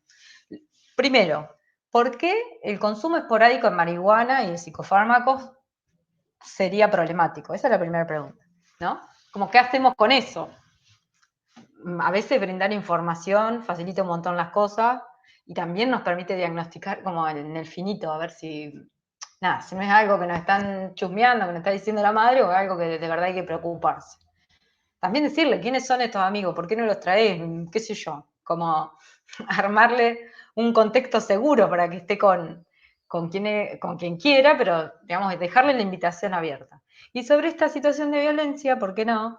Si Julián está de acuerdo y la mamá accede a un encuentro para conversar sobre esto puntualmente, contarle sobre las posibilidades que existen institucionales, no sé, la Dirección de Violencia de Género, está también, hay un programa que, no me acuerdo el nombre, pero es municipal, hay como, está el Ministerio de Mujer ahora, ¿no? Como todas estas instituciones, contarle las El alternativas, 144, Lu, ofrecernos la línea. acompañarla, el 144, claro, como tratar de que de última esa cosa puntual la aborde otro que se especialice específicamente en eso y nosotros acompañar, por ejemplo. Pero eso es una parte de todo el planteo de Julián. Digamos, Julián además tiene problemas en la escuela, no sabemos por qué tiene esos problemas, no sabemos si se trata de un problema con los docentes o si es, bueno, nada, que está así, que le pintó, ¿no? Como, así que es clave como escucharlo a él, creo que lo más importante, y decidir quién es el mejor referente para escucharlo, hacia adentro de nuestras organizaciones y hacia la red de corresponsabilidad. En Casa Joven, por ejemplo, nosotros sabemos que no es lo mismo que a tal pibe o piba escuche Cande que Belu, que yo o que Manu. Entonces también identificar quiénes son los referentes y los mejores, digamos, para escuchar a tal persona por esta cosa es importante. Y que ese no esté solo, digamos. Eso no quiere decir que es quien se va a hacer cargo de la estrategia en soledad, sino que va a ser como el referente hacia el pibe.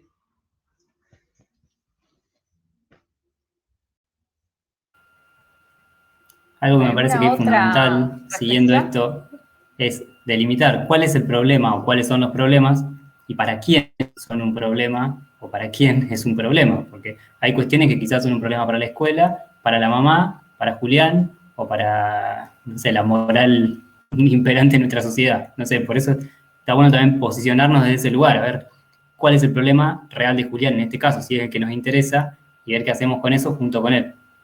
Y otra cosa que pensaba es que puede que esta vuelta termine en que Julián lo citen del servicio local, por ejemplo, y tenga que ir a una entrevista con el equipo del servicio local. Bueno, fundamental poder acompañarlo, explicarle qué es el servicio local, qué va a pasar ahí, pedir si podemos estar, si él quiere que estemos también, si quiere que lo acompañemos. Porque a veces es como que en esas instancias, ni hablar de las instancias del Poder Judicial, suelen aparecer cuestiones criminalizantes, cuestiones de dificultad de léxico, bueno, son contextos súper ajenos para cualquiera de nosotros, para un pibe mucho más.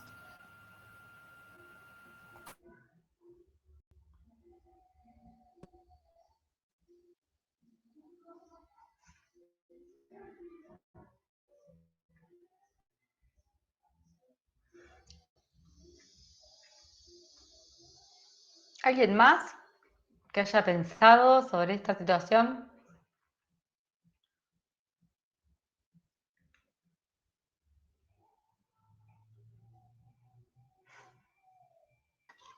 Quizás pensaba en la importancia de que los vínculos que establezcamos con los pibes tengan que ver con la afectividad, con la ternura, con el cuidado, con la forma en que los miramos y cómo nos construimos esas relaciones con ellos, que no, como lo que decía Mari, ¿no? Un poco lo de hacer piecito, otro poco lo de sentir que tenemos ganas de estar ahí, que ellos sientan que están esas ganas, porque creo que a la hora de abordar o de transitar situaciones quizás difíciles, eso hace la diferencia, no solo porque el pibe pueda o no pueda decir en una oficina del local lo que le pasa, sino también por el cómo lo dice y en qué situación lo cuenta.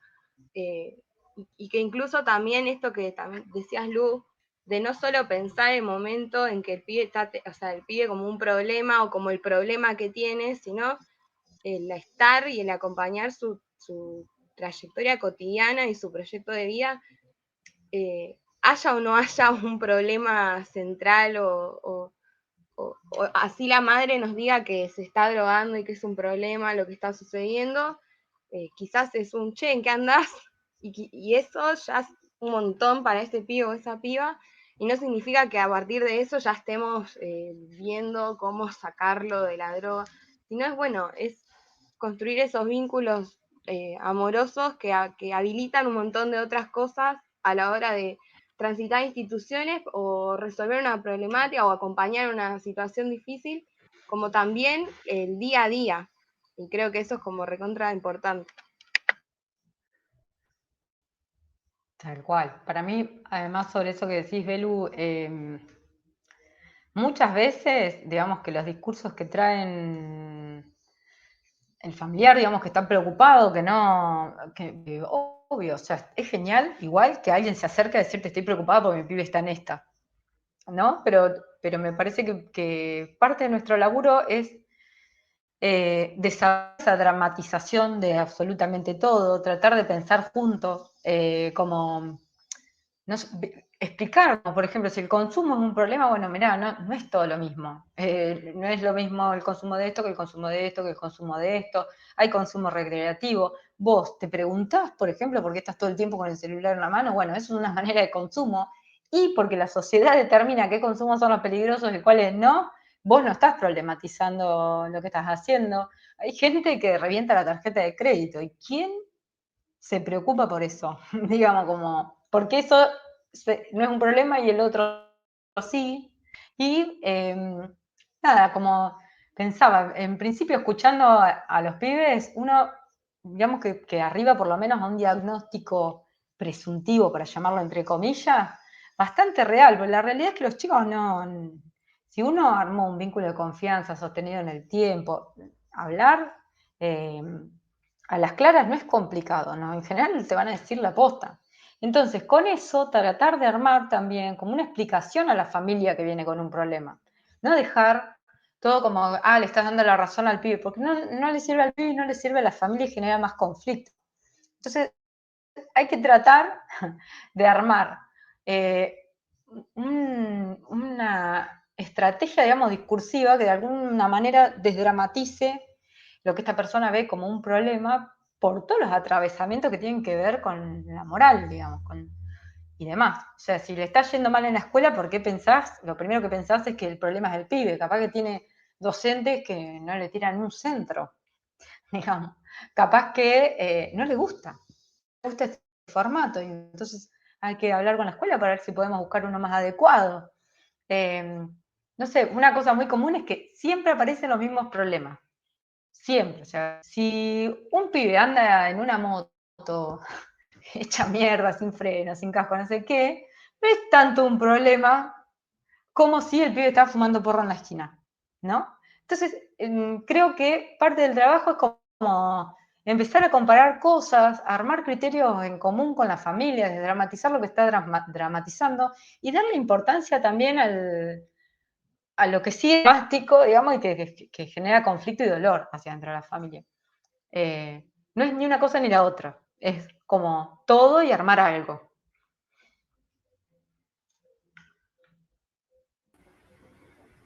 Yo pensaba una cosa más en relación a eso. Volví a leer la tarea para ver si encontraba un dato más, pero no. Dice solamente, identificaron problemas en la familia relacionados a situaciones de violencia y nada más. Como que yo me imaginé que, no sé, hay situaciones de violencia verbal y quizás física entre su papá y su mamá. Se me ocurrió eso y pensaba eh, que quizás esta manera de expresarse en la escuela o de consumir es el síntoma de ese problema y que la intervención no va a subsanar de un día para otro ese problema familiar, pero sí a medida que se pueda contener, generar esta afectividad de la cual hablaba Belén o Rocío, creo, escuchar y acompañar, es como que con el tiempo va a ayudar, por más que esa situación familiar no cambie, porque no sabemos qué va a suceder ahí, ¿no? Digo, es como también tener en cuenta esto, que digamos, la intervención no como una solución inmediata, sino más como algo procesal o procesual, como un proceso. Sí, tal cual. Yo por ahí me quedé pensando en algo que, no sé, pensaba qué pasa si hay como un problema que el pibe con el que estamos laburando no lo ve como un problema, pero nosotros como trabajadores del sistema sí lo vemos como un problema. O sea, no sé, pensaba qué pasa, qué hacemos ahí.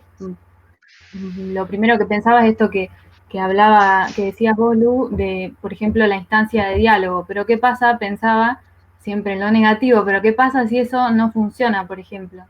O sea, cómo, cómo actuaríamos o cómo hacemos si, no se me ocurre un ejemplo, pero como eso, si hay un problema en la vida de ese pibe que ese pibe no lo ve como un problema. No sé, como que pensaba eso. Y bueno, se me ocurren algunos ejemplos, ¿viste? Un ejemplo bastante común es la judicialización de situaciones de problemático. ¿Qué hace la madre? Te voy a internar, ¿viste? Porque no hubo todo el laburo previo del que estamos hablando ahora. Entonces, la gente suele judicializar. Y entonces se arma toda una estructura institucional tremenda que termina con un pibe, una piba trasladado por el 107 y la policía Romero. Bueno, eso, digamos, es como un formato de prevención posible, necesariamente bueno, pero, ay, discúlpenme un cachitito, tengo un problema técnico en mi casa.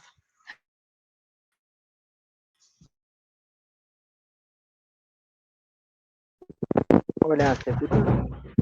Perdonen, pero es que como esto es en la casa de uno, pasa de todo en la casa de uno mientras transcurrimos una clase. Bueno, nada, pensaba como una posible alternativa es esa. Lo que pasa es que para mí, Mili, para esas cosas hay que establecer una especie de triage, semáforo, digamos, para pensarlo de una manera gráfica y que, digamos, cuando nosotros identificamos como una cosa con la que podemos trabajar fácil, el verde, una que se está complicando, el amarillo, y una que está recontra red roja, ¿no? Entonces, si nosotros vemos que está recontra red roja o que está amarillo ahí, uno puede recurrir a este tipo de herramientas institucionales y debe contar, digamos, debería llevar la tranquilidad de que la justicia sabe qué hacer con eso. Pero la mejor manera, digamos, es quedarse viendo qué hace la justicia con eso, ¿no? Entonces, suponte, judicializamos a Julián porque pasó del porro a las pastillas, de las pastillas a la cocaína y ahora no puede parar. Y deja de hacer su vida por esto. Bueno, sí, es una opción que se lo judicialice, lo puede judicializar la familia, nosotros podemos acompañar ese proceso. El juez puede determinar una evaluación compulsiva, por ejemplo. Claro que sí. Ahora, ¿cómo se hace eso? En la decisión de cómo se va a hacer, nosotros podemos participar. Entonces, en vez de la policía y la ambulancia, le podemos decir al juez, mirá, lo podemos acompañar nosotros a hacer esta evaluación. Y creo que va a llegar más tranquilo y se va a dejar evaluar. Si va con la policía, va a ser un quilombo, perdonen las palabras, ¿no? Pero como pensando. O bueno, hay que hacerlo con la ambulancia, estemos presentes, ¿no?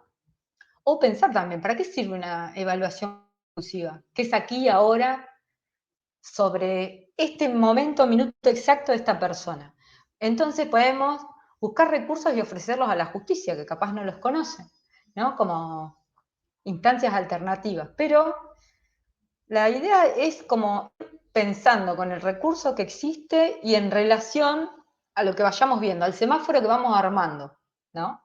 No sé si se entiende, por ahí pero de última me paran y me dicen. Una de las cosas que pensaba, como recién cuando hablábamos, bueno, también la primera vez que leí el caso, fue en la sobreintervención. Y como también muchas veces la sobreintervención, me pregunto si no es una forma más como de seguir vulnerando a la persona. Esto, bueno, que viene de todos lados y te preguntan, ¿no? De repente, como que se hace un problema y depende del sector que sos, nos vemos si sos sector popular, si sos medio, si sos clase alta. Entonces, bueno, ¿cuáles son tus derechos ahí según el lugar que ocupás? Y que eso es una alerta también que tenemos que tener ahí, porque también si entramos como en esa ola, en esa vorágine y en ese como sentido común, compartido, poco problematizado, también estamos recayendo en profundizar esa brecha y esa desigualdad. Entonces, eso me venía, digo, porque digo, bueno, capaz que, no sé, vos, yo, no sé qué cosa, también tenemos ese mismo tipo de consumo y no es así problematizar. Entonces no pasas por esos mismos tipos de dispositivos y no te ponen en ese lugar, entonces no estás en ese lugar, ¿no? No, tal cual. Con Tal cual. Y con además todos los grises que hay, ¿no? Como, sí, tal cual. Para mí es un laburo artesanal y hay que pensarlo con cada persona de acuerdo a lo que nos vamos encontrando y realmente, digamos, la imagen del semáforo es lo que se me ocurre, pero la cercanía es lo que nos permite ir diagnosticando, digamos, como, bueno, hasta acá, hasta acá, hasta acá, intentar cosas previamente, digamos, como eso. Pero, no sé, también pensaba a veces tanto vínculo y tanta referencia nos genera un compromiso emocional muy, muy importante con los pibes. Y de alguna manera ese vínculo se vicia, digamos. Entonces yo ya no tengo una capacidad objetiva de observar esa situación problemática. ¿Me explico? Y entonces sí, claro, en este caso yo tengo que ir a buscar ayuda a gente que específicamente trabaje eso y que nos pueda orientar en cómo, ¿no? No sé, se me ocurre, supongamos que seguimos con esto, vamos a pobre Julián, no paramos de tirarle piedra, pero supongamos que Julián de verdad está complicado, o sea, pasó del verde y ya está en rojo o amarillo. Bueno, si yo no tengo las herramientas, lo mejor que puedo hacer por Julián es ir a preguntarle a uno que sepa. Entonces me voy a un CPA, me voy a reencuentro. No sé, me fijo en internet y encuentro Subsecretaría de Salud Mental y Consumo Problemático, llamo ahí. Hay que ir a buscar herramientas un poco también porque no es que todo lo resolvemos de la misma manera, ni que todo lo podemos resolver nosotros. Y es un problema común, digamos, que nosotros como todo lo queremos hacer, pero hay cosas que nos desbordan, es la verdad. Y es verdad lo que dice Cande, el circuito que va a ser mi hijo, si tiene esos problemas, probablemente no sea el mismo que el que haga Julián viviendo en el rincón, digamos, porque además la institucionalidad a la que uno tiene acceso es distinta. Si Julián tiene obra social, no va a vivir lo mismo que Julián que no tiene obra social, por ejemplo. Entonces, por eso digo que lo ideal a veces es ir a buscar, ir a armar red con otros que específicamente laburen los problemas que nosotros queremos abordar y no quedarnos solos, ampliar la mirada.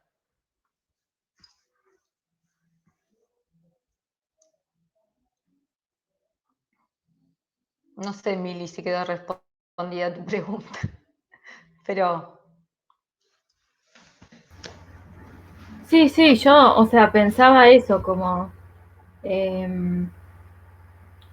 eso, como qué pasa cuando el pibe no lo dimensiona como un problema, porque no lo es, o porque lo es y no lo dimensiona. O sea, qué se hace ahí, digamos, o cómo posicionarse como dentro del sistema de promoción. Eso pensaba. Pero sí, sí, sí.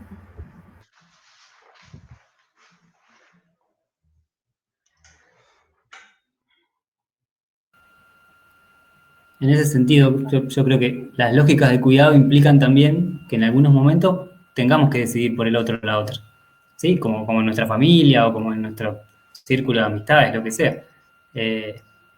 Está buenísimo apelar al diálogo, apelar no sé, a que el pibe pueda resolver algo de lo que está pasando, pero hay momentos en los que también está bueno poder decidir por él. Digo, pero todo en una lógica cuidada, una lógica de confianza, una lógica de cuidado.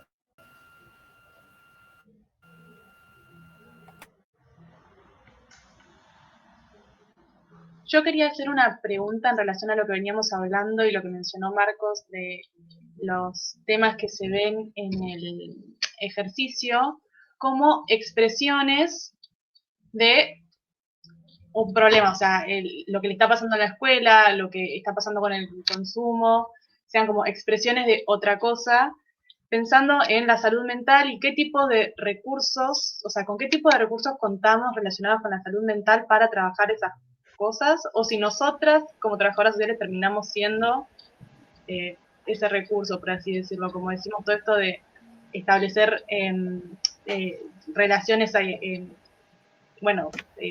confianza y demás con la persona, en este caso Julián, es como que a mí como que me choca un toque porque, o sea, sí somos trabajadoras sociales, pero no somos psicólogas, entonces como que tenemos ciertos límites para entender ciertos procesos quizás, o no sé, quizás yo estoy confundida, o todavía no está lo bien sé lo que ver. decís. Lo primero es que nunca tenés que estar sola. O sea, por supuesto, vas a tener limitaciones, pero puedes tener la suerte que tengo yo de trabajar con mi amigo Manuel, que es psicólogo. Entonces ahí, bueno, y con todos los amigos que quieras puedes trabajar porque es lo mejor que te puede pasar. Eso por un lado. Por el otro, hay muchos recursos. Yo no sé si vos estás preguntando específicamente en La Plata. Hay muchos recursos y cada vez que uno quiere, esto es importante, derivar y enlazar lo mismo, ¿sí? Entonces, suponte que yo necesito que un CPA, un centro de adicciones, que hace asistencia ambulatoria, evalúe la situación de Julián y piense una estrategia que se adecue a él. Si yo llamo por teléfono, me dan un turno y mando al solo, me perdí todo lo que pasó en el medio. Y además no sabemos si el chico va a llegar, si lo van a recibir bien, si le van a dar pelotas, como todo eso. Ahora, si yo me comunico, pido una reunión, conozco a los trabajadores, les cuento lo que yo sé del pibe, lo acompaño al pibe el día que va, les pregunto, che, ¿qué opinan? ¿Cómo les fue? Como eso es enlazar. Y entonces ahí vos ya no estás sola con esa situación, ¿no? Porque ahora son dos instituciones trabajando en conjunto una cuestión problemática. Respecto de recursos, hay CPA por toda la provincia, con condiciones laborales bastante similares a las de los servicios locales en general, digamos, como hay CPA que no tienen psicólogo, por ejemplo. Y también hay muchos que tienen una lógica de trabajo territorial muy interesante, digamos que lo que hacen es descentralizar la asistencia de salud mental y no, digamos, la asistencia de salud mental en esos CPA no es un monopolio ni del psiquiatra ni del psicólogo. Entonces, no sé, hay CPAs que hacen laburo de promoción, con actividades, con talleres, con actividades artísticas, que tienen operadores, que se recorren el barrio, como todo eso. Eso hay por toda la provincia. Por otro lado, están las unidades sanitarias. También se las puede contar y ver, digamos, pero por eso primero hay que encontrarse. Hay unidades sanitarias en donde el psicólogo se siente seguro para abordar una situación como esta, y hay otras que no. En La Plata tenemos el Hospital Reencuentro, por ejemplo, que es específicamente para abordar consumo. Después, el Hospital de Niños, el Hospital San Martín, trabajan con adolescentes. El PRIEC es un programa en el que trabajamos con Manuel, que también, digamos, hacemos abordajes comunitarios, pero eso funciona específicamente en La Plata. Estaría bueno por ahí que nos digan como de qué localidades son y podamos armarles un mini recursero de cosas para que las puedan tener a disposición también. Pero, Está la dirección de bueno, hay adicciones como del municipio también, Lu. exactamente. Que es bastante fácil La articular con la última clase dirección de del adicciones. seminario va a ser específicamente sobre este tema. Por ahí para esa clase podemos traer un recursero también.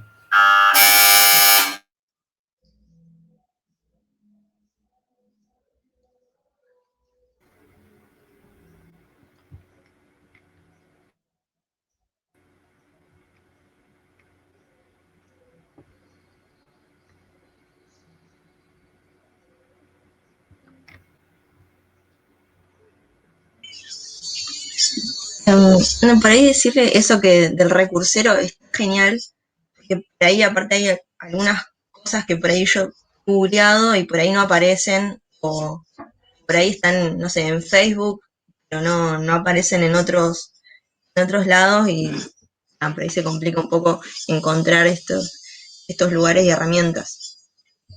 Bien. Si quieren tomar nota, les tiro por el momento para que tengan por lo menos lo mínimo mínimo. Hay un 0800 de salud mental que funciona, creo que en horario por ahora, en la pandemia funcionaba, el año pasado funcionaba 24 horas, ahora no. Pero creo que está de 9 a 1 de la tarde, supónganse, que ahí los deberían orientar. Esto ya se los paso. Lu, si no lo 0800, armamos y lo subimos al aula virtual. si quieren, pero Más se los fácil. digo, ya arranqué. Además va a haber una clase sobre esto, ahí 0800, también lo podemos. bueno, ¿qué hago? No lo digo. Ah, ya está. 0800, Bueno. ¿cómo sigue? 222-5462. Esta es de la Subsecretaría de Salud Mental y Consumos Problemáticos. Y después igual les vamos a acercar un recursero un poquito más completo. Hay algo que pasa en la práctica con los recurseros, que es que los verdaderos recurseros siempre son nuestros teléfonos con los datos de contacto de algún profesional que trabaja en determinada institución, que vamos haciendo en el transcurrir diario del recorrido de las instituciones, las mesas barriales, como decía hoy una compañera. Generalmente los teléfonos se cambian, los servicios locales se cambian de dirección, cambian las personas.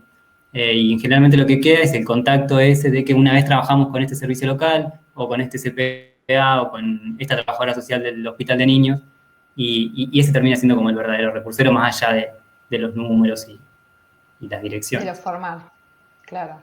Pero para situaciones en las que uno no sabe nada, nunca tuvo contacto, están buenas esas líneas. Después está el 142 de Cedronar. Bueno, como para empezar a orientarse, esos están buenos, esos teléfonos. No sé si alguien más tiene alguna duda, si se les hizo muy pesados, porque van como, ¿no? Como 1 hora y 50.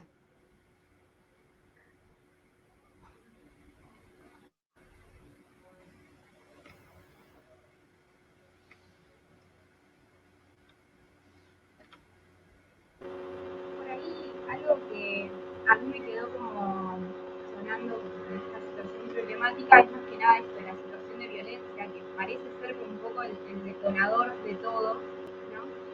Y pensaba lo importante de poder identificar, ¿no? Qué situaciones de violencia se viven, porque más allá de que es violencia familiar, ¿no? Como poder identificar también en relación como a las decisiones y al acompañamiento. Digo, quizás es un acompañamiento y una violencia de, no sé, de un padre hacia un hijo, puede ser violencia entre padres, ¿no? Entre madre, padre o, bueno, figura que se encuentran, ¿no? Como en la casa.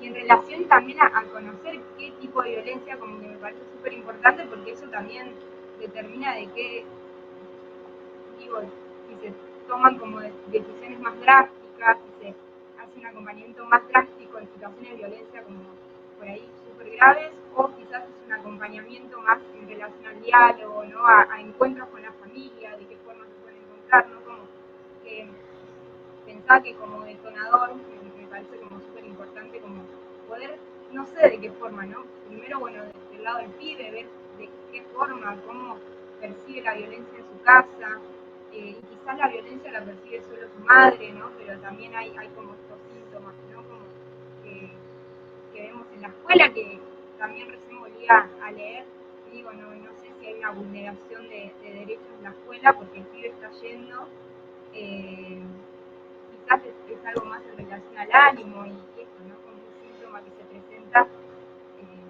porque detrás hay otra situación, ¿no? Pero, bueno, un poco eso.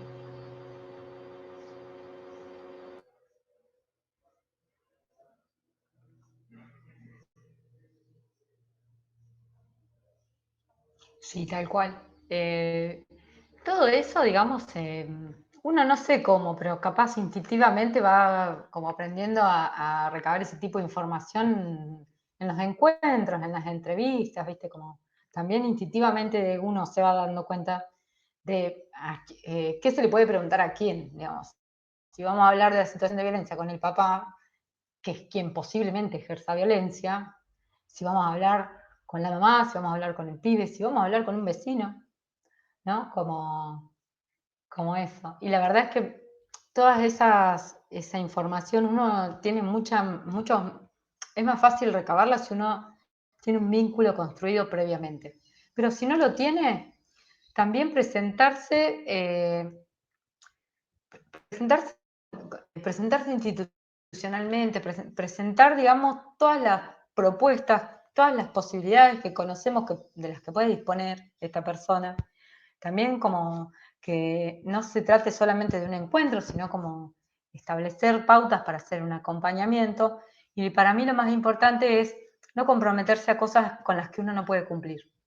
O sea, no importa de qué tipo de violencia se trate, no importa si el problema es específicamente la violencia, el más grave de todo es la violencia, o es no sé, la escuela o lo que sea.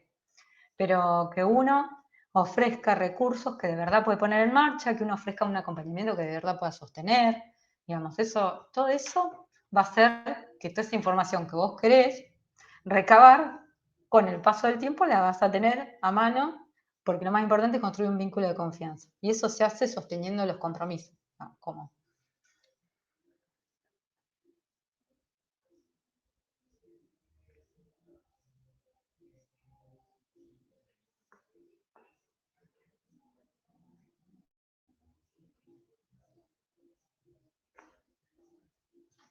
no sé si hay alguna otra reflexión, aporte, duda.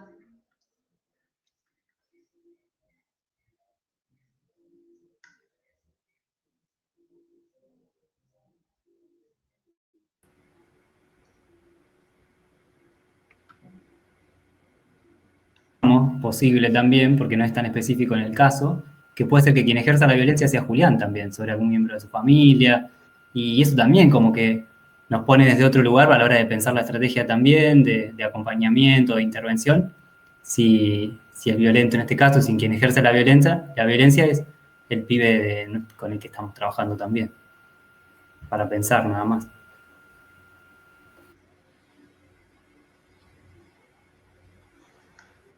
Bueno, si les parece, vamos cerrando, ¿no, Marcos? Perfecto. Sí, la verdad que es súper interesante. Les recordamos, como siempre, que esto después está grabado y está en un link, porque por ahí alguien se cayó antes o entró tarde por conexión. Bueno, eso siempre cuentan con eso.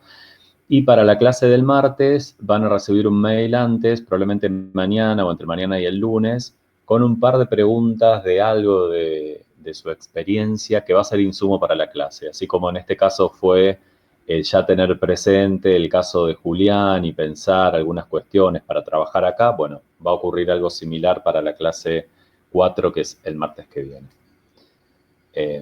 Por lo demás, lo aclaramos. Una cosita. Sí, Manu. Perdón, Marcos, no, en relación a la consigna esta del caso de Julián, lo que les proponíamos era que tomen alguna nota de qué ideas se les ocurrían antes de la clase. Lo que les proponemos ahora es que vuelvan a esas notas, si es que las tomaron, y que piensen qué cosas nuevas se les ocurren respecto de, ¿no?, una posible intervención a partir de la clase y el debate que tuvimos acá. Así como una especie de autoevaluación o de autoapercibimiento de qué aprendimos o con qué nos quedamos a partir del intercambio de la clase. Pero algo que quede para ustedes. Perfecto, y me pongo en el rol de estudiante. ¿Eso se entrega en el aula web o queda como insumo para nosotros? No, es para uno mismo, tal cual. Bien. No es una tarea Exacto. oficial. Porque está colgado como tarea, pero en realidad tarea previa para la clase. Sí. Bien, buenísimo. Bueno, si les parece, vamos cerrando y nos reencontramos el martes. Bien, gracias. Chao. Adiós. Chao. Chao.